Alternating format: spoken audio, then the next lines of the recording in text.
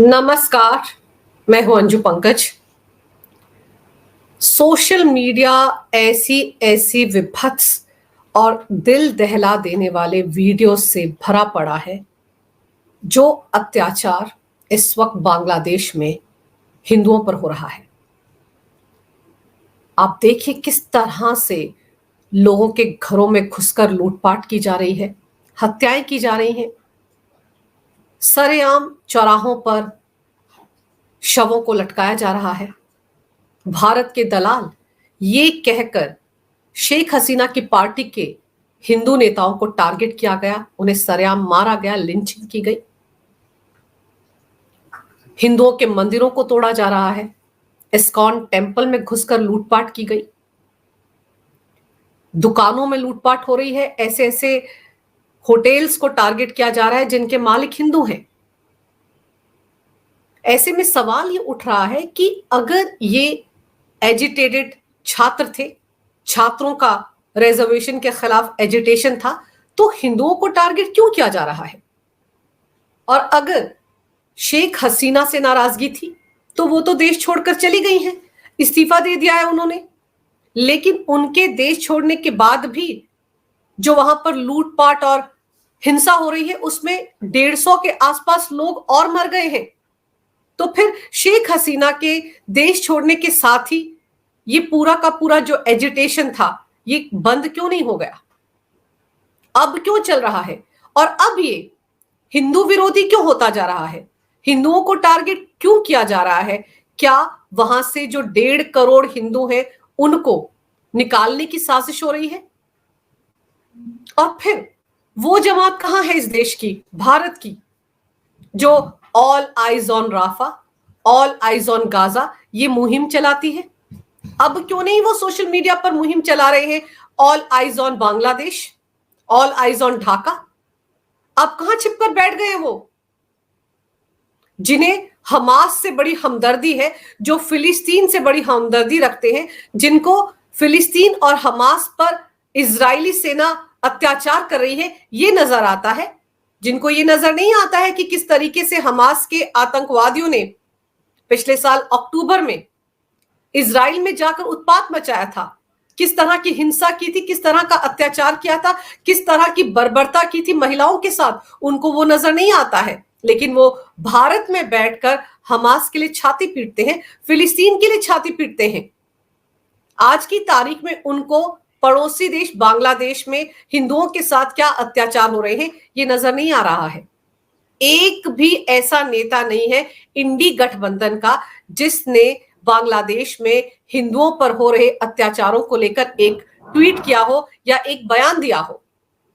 कल सर्वदलीय बैठक हुई थी, उसमें भी बांग्लादेश को लेकर सारी जानकारी विदेश मंत्री एस जयशंकर ने दी। उसके बाद सदन में भी उन्होंने पूरी जानकारी दी और हिंदुओं के खिलाफ हो रहे अत्याचारों के बारे में भी कहा था। लेकिन इसके बावजूद बांग्लादेश में हिंदुओं पर हो रहे अत्याचारों को लेकर ना राहुल गांधी ने, ना प्रियंका वाड्रा ने, ना असदुद्दीन ओवैसी ने, ना अखिलेश यादव ने, ना शरद पवार ने, किसी ने भी हिंदुओं को लेकर एक भी ट्वीट नहीं किया। और उसकी वजह बिल्कुल साफ है, अगर ये हिंदुओं को लेकर हमदर्दी दिखाएंगे तो इनके वोट बैंक का क्या होगा? क्योंकि बांग्लादेश में जो लोग हिंदुओं को टारगेट कर रहे हैं उनके रिश्तेदार तो भारत में ही रहते हैं। पाकिस्तान में जब अल्पसंख्यकों को टारगेट किया जाता है उस वक्त भी ये जमात खामोश रहती है, क्योंकि तब इनको लगता है कि पाकिस्तानी मुसलमानों के रिश्तेदार जो भारत में रहते हैं और वो इनका वोट बैंक है, अगर वो इस तरह की स्टेटमेंट देंगे पाकिस्तानी अल्पसंख्यकों को लेकर तो वो नाराज हो जाएंगे। इसका जीता जागता प्रमाण 2008 का मुंबई में हुआ आतंकवादी हमला है। वो भारत पर हुआ अब तक का सबसे बड़ा आतंकवादी हमला है। लेकिन उसके बावजूद उस वक्त की मनमोहन सरकार ने पाकिस्तान के खिलाफ कोई कार्रवाई नहीं की थी। और जब अमेरिका के उस वक्त के राष्ट्रपति बराक ओबामा ने एक किताब लिखी थी अ प्रॉमिस्ड लैंड, उसमें उन्होंने इस बात का खुलासा किया था कि उन्होंने खुद डॉक्टर मनमोहन सिंह से पूछा था कि जब इतना बड़ा हमला पाकिस्तान ने मुंबई में करवाया था तो उन्होंने पाकिस्तान के खिलाफ कोई एक्शन क्यों नहीं लिया। तो डॉक्टर मनमोहन सिंह ने उनसे कहा था कि अगर वो ऐसा करते तो देश में मुस्लिम समुदाय के खिलाफ भावनाएं भड़क जाती और इसका फायदा 2009 में होने वाले लोकसभा चुनाव में बीजेपी उठा सकती थी। इसलिए उन्होंने कोई कार्रवाई नहीं की पाकिस्तान के खिलाफ। तो कहने का मतलब यह है कि कांग्रेस पार्टी भारत में अपने मुस्लिम वोट बैंक का इतना ख्याल रखती है, इस बात का ख्याल रखती है कि कहीं वो किसी बात से नाराज ना हो जाएं। इसीलिए 2014 तक पाकिस्तान भारत के सिर चढ़कर नाचता रहा, लेकिन उसके खिलाफ कभी भी उस वक्त की कांग्रेस सरकार ने एक बार भी कोई स्टर्न एक्शन नहीं लिया। और अब भी यही हो रहा है। बांग्लादेश में हिंदुओं के खिलाफ अत्याचार हो रहे हैं, लेकिन पूरा का पूरा इंडी गठबंधन मुंह में दही जमाकर बैठा है। उल्टे जिस तरीके से, जिस हालात में शेख हसीना को इस्तीफा देकर 45 मिनट के अंदर अंदर अपना देश छोड़ना पड़ा, उनको लेकर अलग अलग तरह के तंज कसे जा रहे हैं। पीएम मोदी को टारगेट किया जा रहा है, यह कहने की कोशिश हो रही है कि तानाशाह जो होता है उसके साथ ऐसा ही होता है। यानी कि शेख हसीना जो कि चुनाव जीतकर बांग्लादेश की 5वीं बार प्रधानमंत्री बनी थी, उनको तानाशाह बताने में लग गए हैं इंडी गठबंधन के लोग। आपको दिखाती हूं किस किस तरह की टीका टिप्पणियां हो रही हैं। बांग्लादेश की पीएम शेख हसीना के इस्तीफे और देश छोड़ने की तुरंत बाद आम आदमी पार्टी के राज्यसभा सांसद संजय सिंह ने सोशल साइट एक्स पर एक पोस्ट किया, जिसमें उन्होंने लिखा कि जो तानाशाही करेगा उसे देश छोड़कर भागना पड़ेगा। क्या कहना चाह रहे थे वो? एक तो पड़ोसी देश की महिला प्रधानमंत्री देश छोड़कर भारत में आ रही थी शरण लेने के लिए, उसी दौरान ये ट्वीट किया गया। और उसके बाद संजय सिंह को बड़ा ऐतराज था कि उन्हें जो सर्वदलीय बैठक हुई मंगलवार को, उसमें निमंत्रण नहीं दिया गया था। बड़े गुस्से में हैं वो कि उनको नहीं बुलाया गया था सर्वदलीय बैठक में। उनका कहना था कि 13 सांसद हैं आम आदमी पार्टी के, लेकिन पीएम मोदी ने साबित कर दिया कि जिस पार्टी को वो पसंद नहीं करते हैं, उस पार्टी के सांसदों को, उस पार्टी के नेता को वो सर्वदलीय बैठक में भी नहीं बुला रहे हैं, जबकि इस मुद्दे पर राजनीति नहीं होनी चाहिए, ये संजय सिंह कह रहे हैं। तो क्या एक दिन पहले उनको याद नहीं आया कि वो एक जिम्मेदार पार्टी के राज्यसभा सांसद हैं? उनको पड़ोसी देश की प्रधानमंत्री को लेकर इस तरह की टीका टिप्पणी करने से बचना चाहिए था। उस वक्त उनको ख्याल नहीं आया कि इस मुद्दे पर राजनीति नहीं होनी चाहिए थी, लेकिन तब उन्होंने शेख हसीना की आड़ में कहीं ना कहीं पीएम मोदी को टारगेट किया, क्योंकि ये संजय सिंह ही हैं जो पूरे लोकसभा चुनाव के दौरान पीएम मोदी को तानाशाह बोलते रहे हैं। और इसीलिए शेख हसीना के देश छोड़ने के बाद उन्होंने 1 मिनट नहीं लगाया ये ट्वीट करने में। और मंगलवार को उनके पेट में बड़ी दर्द हो रही थी कि उनको सर्वदलीय बैठक में नहीं बुलाया गया। अब समझने वाली बात तो यह है कि सर्वदलीय बैठक में तो पार्टियों के अध्यक्षों को बुलाया गया था, नेताओं को बुलाया गया था। आम आदमी पार्टी में से किसको बुलाया जाता? उनके तो पार्टी के जो संयोजक है वो तिहाड़ जेल में बंद है, उनसे तो पार्टी नहीं संभल पा रही है। दिल्ली में केजरीवाल सरकार के राजकाज में किस तरह से व्यवस्था चरमरा गई है, क्या ये बात किसी से छिपी है? हर रोज दिल्ली हाईकोर्ट से फटकार पड़ रही है केजरीवाल सरकार को भी, एमसीडी को भी। दिल्ली हाईकोर्ट यहां तक कह रहा है कि हम तो ऑर्डर पास करते रहते हैं, लेकिन ना केजरीवाल सरकार उन ऑर्डर्स को फॉलो करती है, ना एमसीडी। तो जिस पार्टी में ही इतनी अफरा तफरी मची हुई है, उसके किस नेता को सर्वदलीय बैठक के लिए बुलाया जाएगा? जो पार्टी अपने अंदर के झमेलों को नहीं संभाल पा रही है, वो राष्ट्रीय सुरक्षा पर क्या सहयोग करेगी? वो भी तब जब शेख हसीना को लेकर इस तरह के ट्वीट कर रहे थे संजय सिंह। और संजय सिंह अकेले नहीं है, उनके अलावा भी इंडी गठबंधन के और भी बहुत सारे नेता हैं जो इसी तरह की टीका टिप्पणी कर रहे हैं। ये आप देखिए, जम्मू कश्मीर के पूर्व मुख्यमंत्री और नेशनल कॉन्फ्रेंस के नेता फारूक अब्दुल्ला, वो क्या कहते हैं इस मौके पर? वो कहते हैं कि ये एक लेसन है, न सिर्फ बांग्लादेश के लिए बल्कि सभी तानाशाहों को याद रखना चाहिए कि उन्हें भी बांग्लादेश जैसी ही परिस्थितियों का सामना करना पड़ेगा। अभी लोग सब्र कर रहे हैं, लेकिन कब तक? जब सब्र का प्याला छलक जाएगा तब क्या होगा? और वो आगे कहते हैं कि मुसलमानों पर जो जुल्म दुनिया भर में हो रहा था, उस पर शेख हसीना कुछ नहीं बोल रही थी, इसलिए उनके खिलाफ लोगों का गुस्सा इस तरह से उबल पड़ा कि उनको 45 मिनट में देश छोड़ना पड़ गया। और फिर असदुद्दीन ओवैसी जो सबसे बड़े हमास प्रेमी हैं, उनको भी बांग्लादेश में हिंदुओं पर हो रहे अत्याचार नजर नहीं आ रहे हैं, लेकिन यहां बैठकर वो फिलिस्तीन के लिए छाती पीटते रहे हैं, हमास के लिए छाती पीटते रहे हैं। और तो और जब वो सांसद बनने के बाद लोकसभा में शपथ ग्रहण कर रहे थे, उस वक्त भी वो जय फिलिस्तीन बोल रहे थे। अब वो क्या कहते हैं बांग्लादेश के घटनाक्रम के बाद? पीएम मोदी ये क्यों नहीं कह रहे हैं कि हम बांग्लादेश की जनता के साथ हैं? आप हटाए गए नेता के साथ हैं या फिर जनता के साथ? ये पीएम मोदी को बताना चाहिए। ये सवाल पूछ रहे हैं असदुद्दीन ओवैसी। आगे वो बोलते हैं कि मेरा सवाल सरकार से है, कल को वहां पर चुनी हुई सरकार कहती है कि इनको वापस भेजिए, यानी कि शेख हसीना को वापस भेजिए, इन पर हमें केस चलाना है, तो ऐसे में पीएम मोदी क्या करेंगे?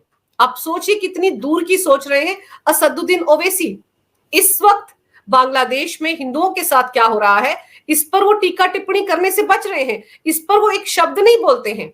लेकिन उनको ये लग रहा है कि शेख हसीना को भारत में पनाह क्यों दी गई है, और अगर पनाह दी गई है तो साफ करना चाहिए कि देश के प्रधानमंत्री शेख हसीना के साथ है, हटाई गई नेता के साथ है, या फिर बांग्लादेश की जनता के साथ है।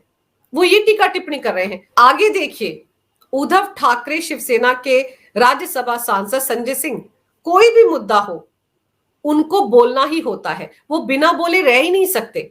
तो वो बांग्लादेश के हालात को क्या कहते हैं?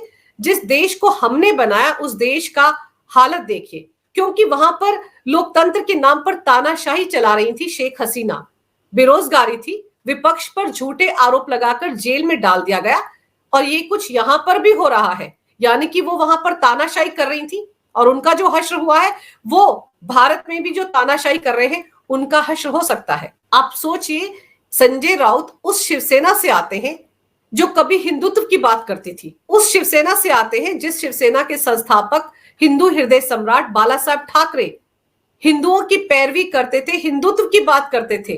और आज की तारीख में क्या संजय राउत को नहीं पता कि बांग्लादेश में हिंदुओं के साथ क्या हो रहा है?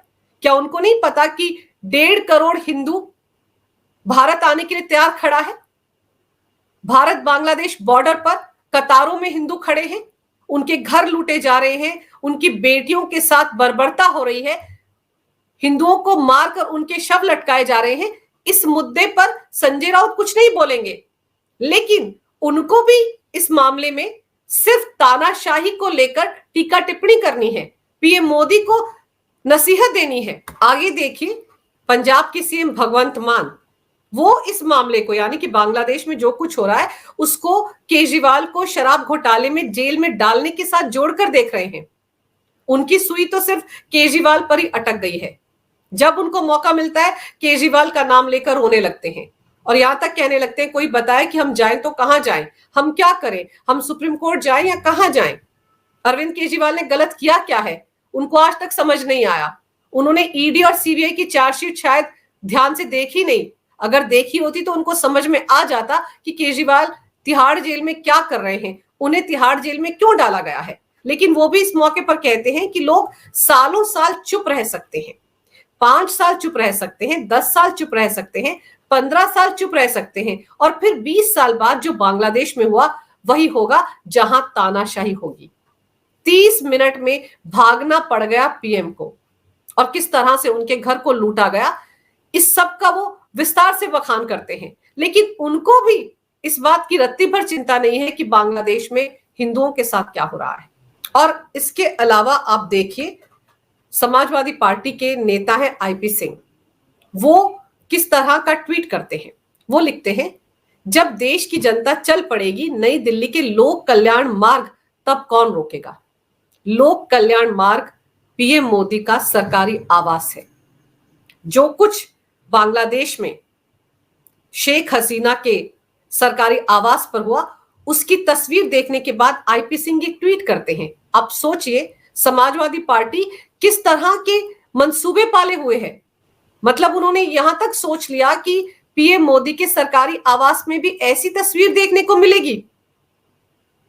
आगे वो लिखते हैं, हर तानाशाह लोकतंत्र की दुहाई देता है, मीडिया भी उसी की भाषा बोलती है।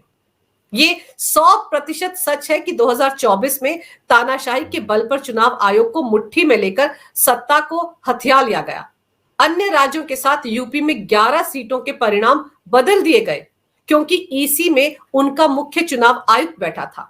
देश के बेरोजगार और युवा लोकतांत्रिक क्रांति की ओर बढ़ रहे हैं, मतलब वो युवाओं को भड़का रहे हैं।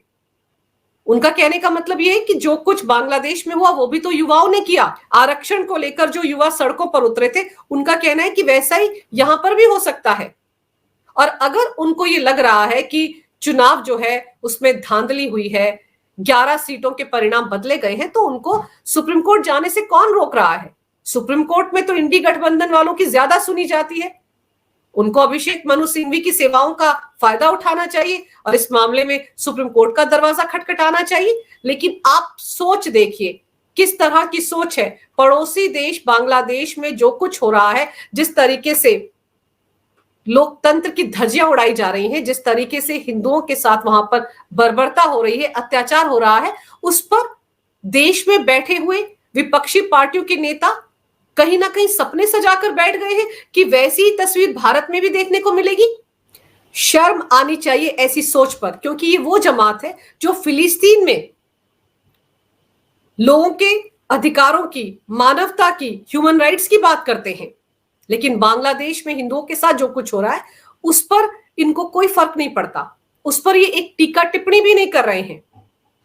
ये तो उल्टे बांग्लादेश में जो कुछ हुआ है उसके बाद मुंगेरी लाल के हसीन सपने देख रहे हैं। इनको तो लग रहा है कि अगर बांग्लादेश जैसी तस्वीर भारत में देखने को मिल जाए तब तो इनकी राजनीति सफल हो जाए, क्योंकि चुनाव में तो ये मोदी को हरा नहीं सकते, बीजेपी को हरा नहीं सकते, तो इसी बहाने इनको सत्ता में काबिज होने का मौका मिल जाए। लेकिन इनको याद रखना चाहिए कि यहां पर मोदी सरकार है, बहुत मजबूत देश है इस वक्त।